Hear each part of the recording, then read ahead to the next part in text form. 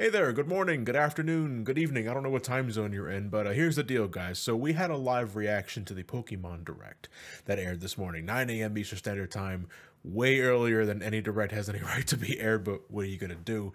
And I was going to upload that video, but unsurprisingly, the Pokemon Company is just on point with those copyright claims and takedowns. The video as is was blocked worldwide, so I can't show that to you guys. So what we're gonna do is I'm just gonna skip right to the part where me, Ryan, Nora, and Pat have a small discussion over the reveal of Pokemon Sword and Shield for the Nintendo Switch coming this holiday of 2019, and hopefully that'll be enough to tide you over. If you want to see the Direct yourself, it's available on Nintendo's YouTube page or Twitch archive, what have you.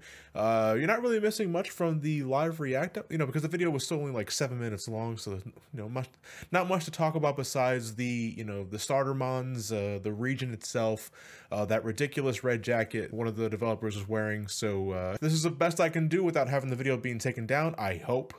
And without further ado, here is the Pokemon Sword and Shield discussion that happened right after the Direct aired. Have a good day, everybody. I hope you take care. So we have a name now officially, Sword and Shield. Well, compared to like X and Y and Sun and Moon, we actually got some gameplay instead of just, yeah, we're making them, here's the logo, that's it. I do like the combination of names, Sword and Shield. Puts an emphasis on, for some reason, with a name like that, I feel there's going to be a higher emphasis on combat more than anything else, just given the moniker. Then again, the moniker is always indicated what kind of game you're going to have. I mean, Diamond and Pearl were always names, Black and White were just, everything was just colors up until this point, but now it's like X and Y. What did that signify? Sun and Moon was, emphasized the Alola region. So what does Sword and Shield do? King Arthur. Yeah, probably, actually.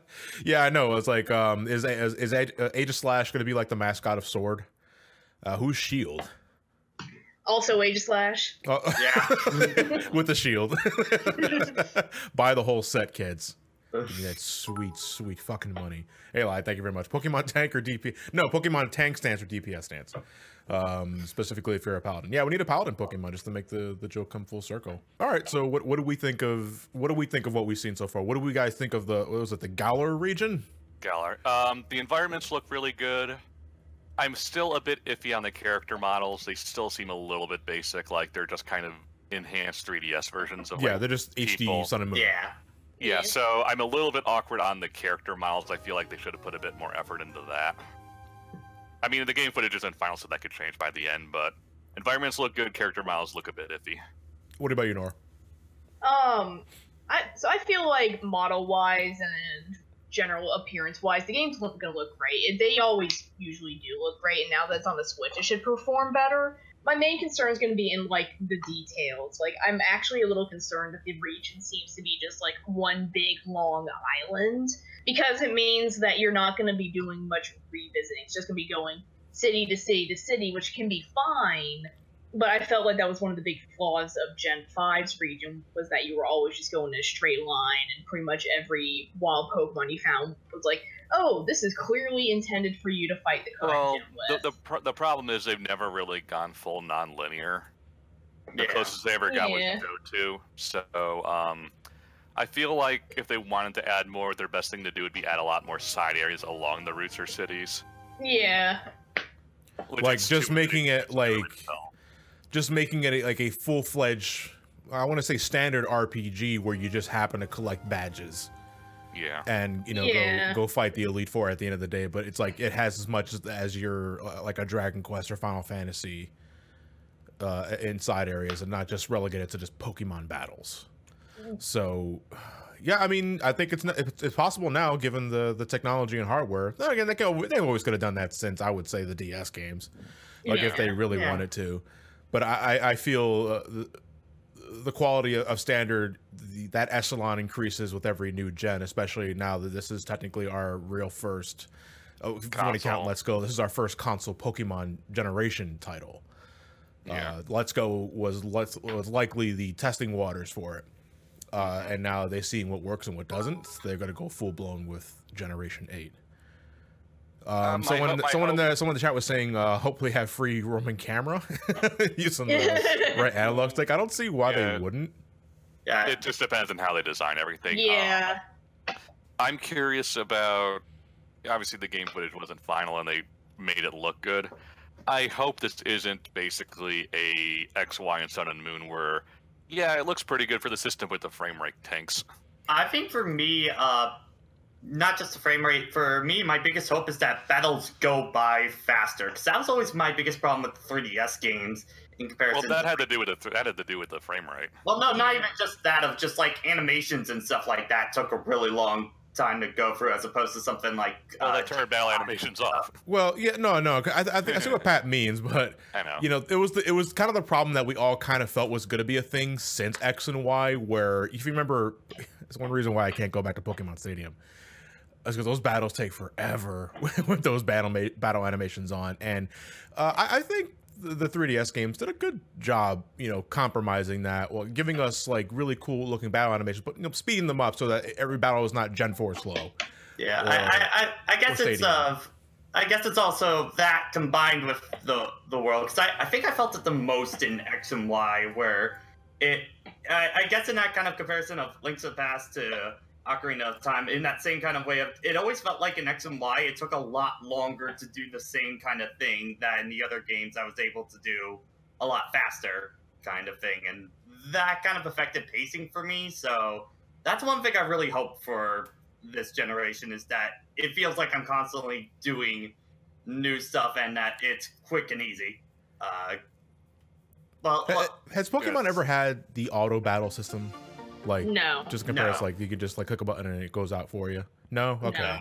No. And maybe that's something they can do to make battles a little faster without having to turn off battle animations. You know, because Ryan, you know, says that like half jokingly, but he, you know, you're absolutely right. You can also just turn off battle animations. Maybe they would and go the like, Pokemon will stare each other to death until one gets a heart attack. Maybe you go like the Earthbound route, where like if you encounter a wild Pokemon that's too low, you have a setting on where you just immediately beat it and take the experience or something. Man, that'd be great for EV training. Yeah, Cerebi uploaded high-quality artwork of the Galar region. Looking at it, it looks like the first third of the game is going to be pretty linear, and then it kind of really opens up, because it looks like there's a ton of different paths after you get past like the wall and the city with like the Big Ben XP. Yeah, but who's to say though? Like the middle path is cut off because of a random parade. And you have to like go through the left side and the right side and the middle side before the parade's finally over. Yeah. Walk through it. But at least I'm seeing different routes instead of just, oh, are we just going like straight up or straight around or whatever. Lilac is hoping that there be better optimization. I'm guessing for like frame rate and all that sort of thing, which I think is a given the new hardware. And the tutorials have a damn skip button, so you can skip tutorials. Yeah. You know what was great about Sun and Moon? The entire first 2 hours of the game being tutorials. Yeah, they need to realize that a lot of people playing Pokemon have played a Pokemon game before. I think what they need to do, even though this wouldn't have a real natural flow, you could say, you have the game begin with like a tutorial prompt. It's like, would you like to load the tutorial sequence, where it's just like 10 minutes of them talking to you about Pokeballs, potions, leveling up, all that sort of thing. And then for future playthroughs, you can just say no, and then you just wake up in your bed and you're on. Yeah. That's something they've been needing to do for a long time, because the thing is though, how do you tell the story from when you like, say like if you get the standard RPG where you just wake up from the bed and you get your first Pokemon and you go on your adventure, how do you do that without having to write tutorial around that? Like, how do you explain your first Pokemon catch or your first journey into like a route? How do you handle that? Well, I guess if I were to come up with a thing, I would say if you were to make it of where if you have that prompt where it says do you already know how to play Pokemon or not? Okay. Here's an idea. You know, we saw the character, the Pokemon trainer, like in a jersey and such, like going into a stadium. What if he's like part of like a Pokemon, like quote unquote sports club thing?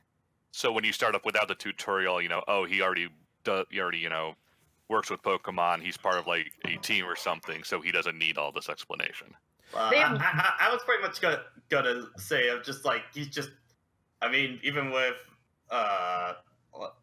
trying to think of wording of just the fact that he's seen Pokemon enough, he gets the general idea of how it works. So that he doesn't really need the lowdown on how The thing to remember, though, is that these games are for literal children, so that the tutorial needs to be present in some form. Yes, that's what the prompt is. Either you need to just make it all completely optional from the start, or you need to tone it down a whole lot. Because here's the thing.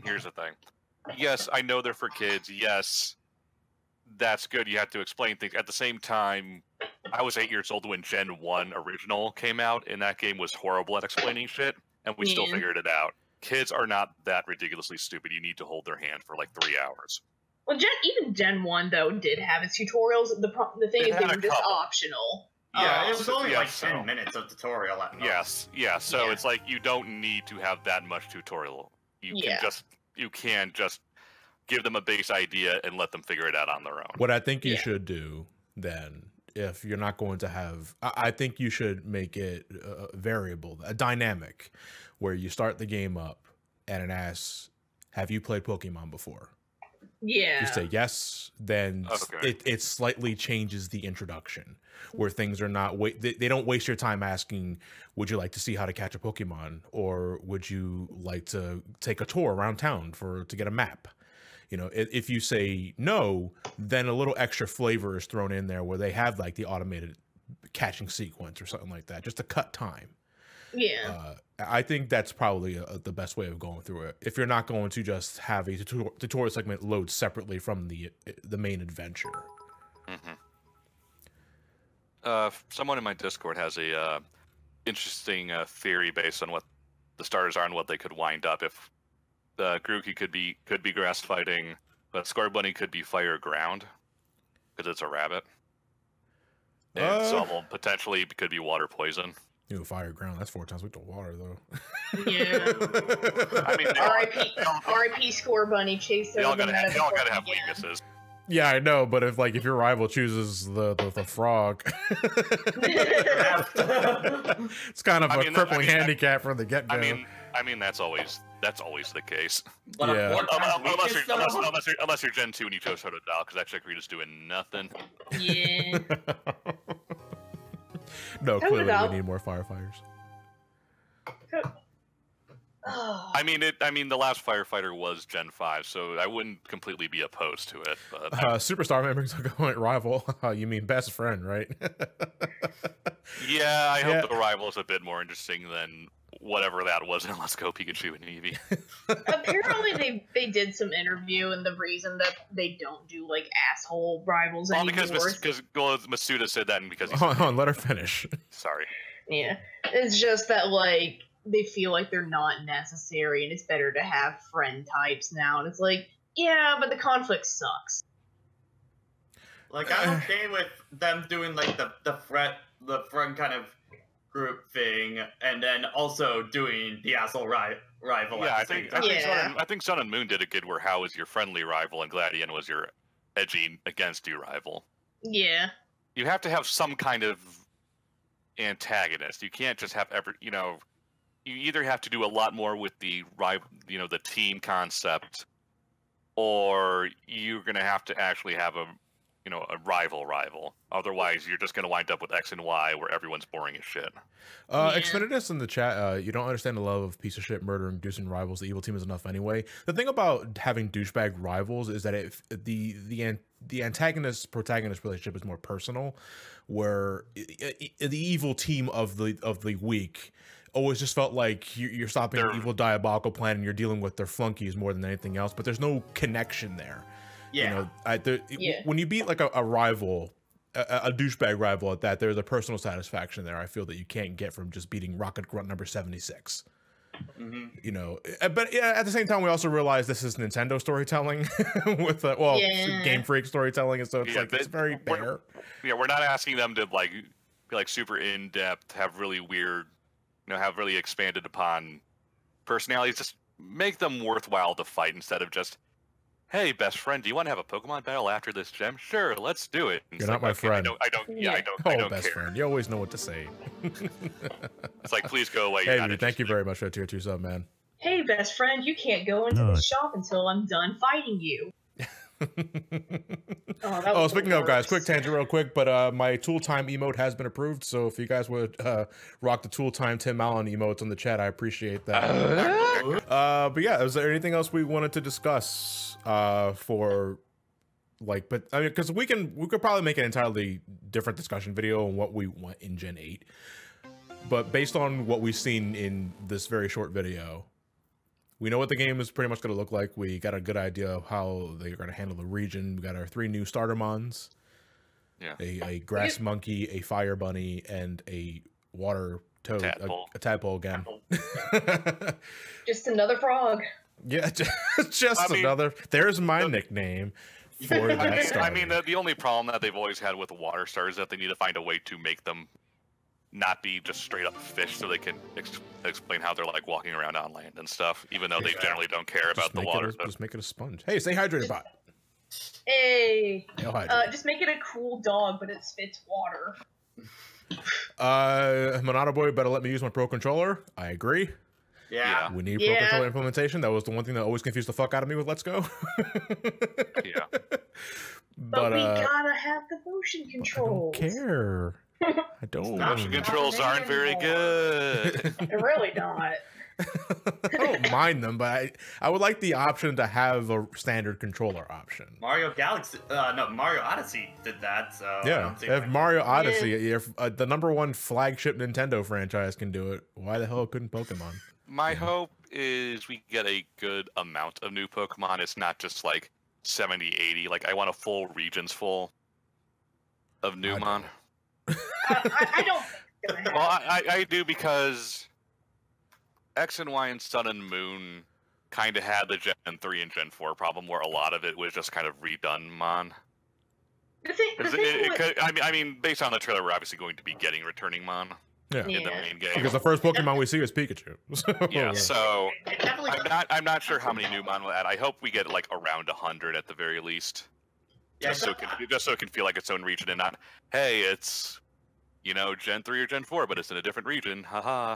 Unfortunately, I have a feeling because of they were showing primarily old Pokemon or out that, I have a feeling it's going to be still like maybe only like 50 new Pokemon or something like that. Just I hope not. I would love to be proven wrong, but that's just kind of the feeling I'm getting.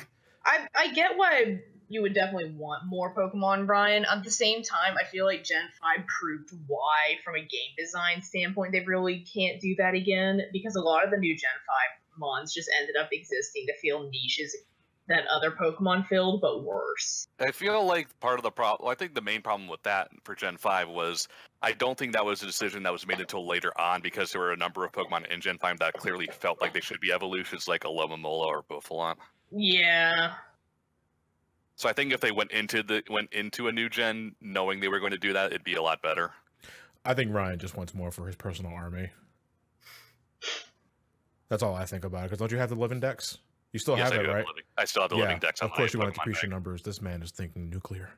I don't need it, but well, I mean, the only mon I really want is more evolutions, because it's an even number gen. Of course.